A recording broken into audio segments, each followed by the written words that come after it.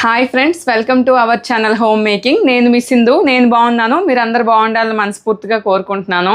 ఈ రోజు వీడియో ఏంటంటే అసలు దేవుడి గదిలో ఏ ఫొటోస్ పెట్టుకోవాలి, ఎక్కువ పెట్టుకోవాలా తక్కువ పెట్టుకోవాలా, ఖచ్చితంగా పెట్టుకోవాల్సిన ఫోటోలు ఏంటి అనేది నాకు తెలిసిన విషయాన్ని మీతో చెప్తున్నాను. ఇందులో ఏమైనా మిస్టేక్స్ ఉంటే మీరు కామెంట్ చేయండి. ఇంతకు ముందు నేను ఒక షార్ట్ వీడియో షేర్ చేశాను కదా, దేవుని ఫోటోలకి ఏవేంతో కుంకుమ బొట్లు పెట్టాలని. ఆ వీడియోకి మన ఫ్యామిలీ మెంబర్ ఒకరు కామెంట్ పెట్టారు, పంచముఖ ఆంజనేయ స్వామి ఫోటోని ఇంట్లో పెట్టుకోవచ్చా లేదా, పూజ మందిరంలో పెట్టుకోకూడదని విన్నాము, ఎంతవరకు కరెక్ట్ అని. అప్పుడే నాకు తెలిసింది పెట్టుకోకూడదా ఏంటి అని నేను సెట్ చేశాను. కాకపోతే నాకు తెలిసినంత వరకు మన పూజా మందిరంలో అయితే 5 ఫోటోలు ఖచ్చితంగా పెట్టుకోవాలండి. ఎందుకంటే పెళ్ళయ్యాక ఇంట్లో ఏ దేవుని ఫోటోలు పెట్టుకోవాలి అని మేము పంతులు గారిని అడిగాము. అప్పుడు పంతులు గారు ఖచ్చితంగా పెట్టుకోవాల్సిన 5 ఫోటోలు చెప్పారు. అవి ఏంటంటే ఎందుకు పెట్టుకోవాలనేది ఈ వీడియోలో చూసేసేయండి. మన ఇంట్లో పూజా మందిరం అంటే ఒక పవిత్రమైన స్థలం కదండి. మొదటగా అయితే అందరి ఇంట్లో ఖచ్చితంగా ఉండాల్సింది గణపతి. మనము ఏ పని ప్రారంభించాలన్నా కూడా ముందుగా గణపతిని అయితే పూజించాలండి. అతను మన విఘ్నాలను తొలగించి మనకి మంచి జరిగేలా చేస్తారు, విఘ్నాధిపతి కదా.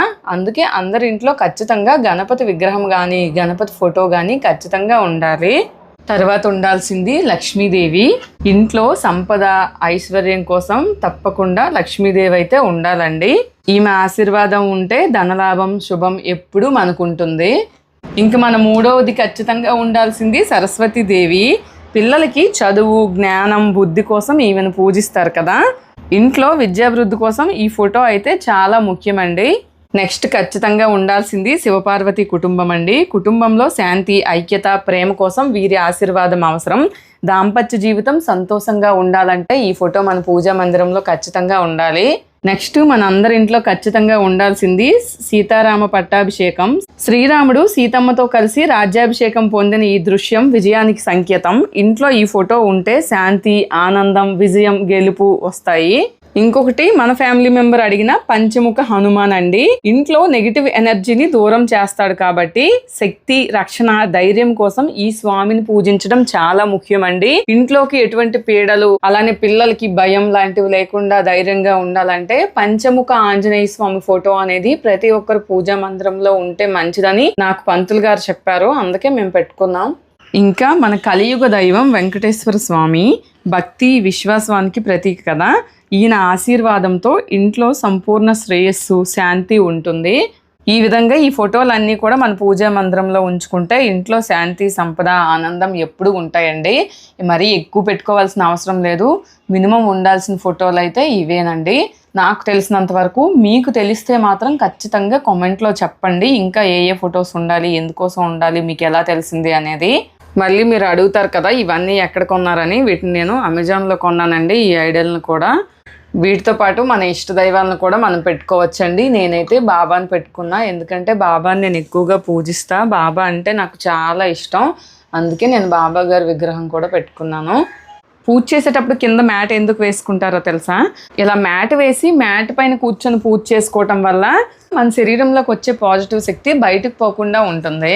మనం దీపం పెట్టుకునేటప్పుడు నూనె అనేది కింద కారిపోకుండా నేను ఒక ప్లేట్ పెట్టుకొని తర్వాత నేను రోజు దీపాలు అనేవి అందులో పెట్టుకుంటాను.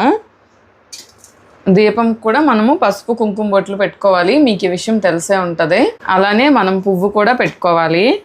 అలానే దీపాలను పెట్టేటప్పుడు చాలామంది దీపానికి బొట్టు పెట్టుకోవాలనే విషయం తెలియదు కదా. నాకు కూడా ఫస్ట్లో తెలిసేది కాదు, బట్ తెలుసుకున్నాక నేను రెగ్యులర్గా అయితే బొట్టు పెట్టుకున్నాకే నూనె వేసి ఒత్తి వేసి దీపం పెట్టుకుంటాను. ఇంకా కొంతమందికి డౌట్ ఏంటంటే ముందు నూనె వేయాలా ఒత్తి వేయాలా అని.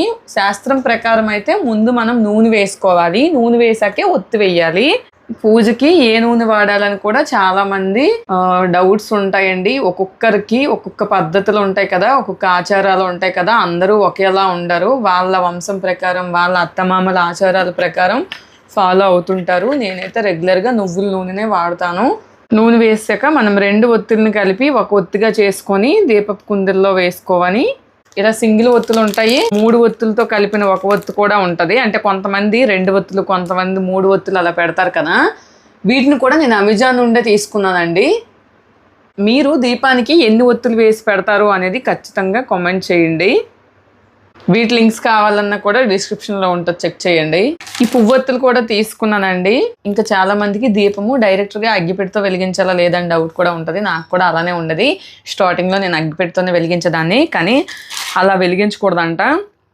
మనం ముందుగా అగరవత్తులను వెలిగించుకొని తర్వాత అగరవత్తితో మనం దీపం వెలిగించుకోవాలి. నాకు తెలిసిందే కరెక్ట్ అని కాదండి, నాకు ఇక్కడ వరకు తెలుసు. ఇంకా ఏమైనా తెలుసుంటే మీరు ఖచ్చితంగా కామెంట్స్లో షేర్ చేయండి. ఇది కూడా తెలియని వాళ్ళు ఉంటారు కదా, వాళ్ళకి ఇన్ఫర్మేషన్ యూజ్ అవుతుందని నేను షేర్ చేస్తున్నా. ఎందుకంటే పెళ్ళైన కొత్తలో నాకు కూడా ఏం తెలిసేది కాదు. నాకు నచ్చినట్టు నేను చేసేదాన్ని. అలా అని అందరూ ఇలానే చెయ్యాలి అని ఏం ఉండదండి. చెప్పాను కదా, ఒక్కొక్కరి కుటుంబ పరిస్థితులు, వాళ్ళ ఆచారాలు సాంప్రదాయాలు బట్టి ఒక్కొక్కరు ఒక్కొక్కలా పూజ చేసుకుంటారు. కానీ ఇంట్లో రెగ్యులర్గా దీపం పెట్టుకుంటే మంచి పాజిటివ్ ఎనర్జీ ఉంటుంది కదా ఇంటికి. దీపం చూసినప్పుడు కూడా మనకు ప్రశాంతంగా అనిపిస్తుంది. ఇప్పుడు ఈ ఒత్తులు ఎన్ని వెయ్యాలి, అగరొత్తులు ఎన్ని వెలిగించాలి, ముందు నూనె వేయాలా, ఒత్తి వేయాలా, ముందు దీపం అగ్గిపెట్టితో వెలిగించాలా, అగరొత్తితో వెలిగించాలా, ఇలాంటి విషయాలు ఎప్పటికీ క్లియర్ అవ్వండి. ఎందుకంటే పెద్ద పెద్ద వాళ్ళు ఒక్కొక్కసారి ఒక్కొక్క విషయం చెప్తారు, ఒక్కొక్కరు ఒక్కొక్కలా చెప్తారు. కాబట్టి మనకి ఎప్పుడు కన్ఫ్యూజన్ అయితే ఉంటుంది. మీకు ఉందో లేదో కానీ నాకు ఎప్పుడు కూడా కన్ఫ్యూజ్ అవుతూ ఉంటాను నేను. ఇంకా అగరవత్తులు మనం ఇక్కడ పెట్టామనుకోండి కిందంతా చెత్త అయిపోద్ది కదా, అందుకని ఇలాంటి అగరవత్తి స్టాండ్ కూడా నేను అమెజాన్ నుండే తీసుకున్నాను. ఫస్ట్ అయితే నేను ఈ స్టీల్ తీసుకున్నానండి, కానీ కొంతమంది పూజ చేసేటప్పుడు స్టీల్ వస్తువులు వాడకూడదని అంటున్నారని మళ్ళీ బ్రాస్ తీసుకున్నాను. స్టీల్ కూడా మనకి ఇవి పెట్టేసి లిడ్ పెట్టిస్తే చాలు, డస్ట్ ఏమీ పడదు. మీకు 2 లింకులు కావాలంటే నేను డిస్క్రిప్షన్లో ప్రొవైడ్ చేస్తాను, చెక్ చేయండి. ఈ ప్రసాదం పెట్టుకునే బౌల్స్ని కూడా నేను తీసుకున్నానండి అమెజాన్ నుండే. అలానే ఇది వుడెన్ది తీసుకున్నా. మనము ధూప్ స్టిక్స్ పెట్టుకుంటాం కదా, జనరల్గా పూజా మందిరంలోనే కాదండి, హాల్లో కూడా సాయంత్రం ధూప్ స్టిక్ వెలిగించి పెట్టుకుంటే ఇల్లంతా ప్రశాంతంగా ఉంటుంది కదా. ధూప్ స్టిక్ పెట్టేసి మనం ఇలా లాక్ చేస్తే దీని నుంచి మనకి మంచిగా అరోమా అనేది వస్తుంటుంది.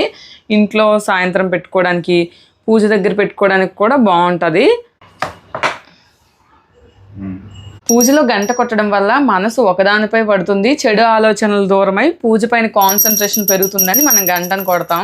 ఇంక మనము గంట కొట్టడం, హారతి తిప్పడం ఒకేసారి చేస్తాం కదా. ఏ చేత్తో చెయ్యాలి అంటే కుడి చేత్తో హారతి తిప్పాలి, ఎడం చేత్తో గంట కొట్టాలి. ఎందుకంటే మనం పవిత్రమైన పనులు కుడి చేత్తో చేస్తాం కాబట్టి.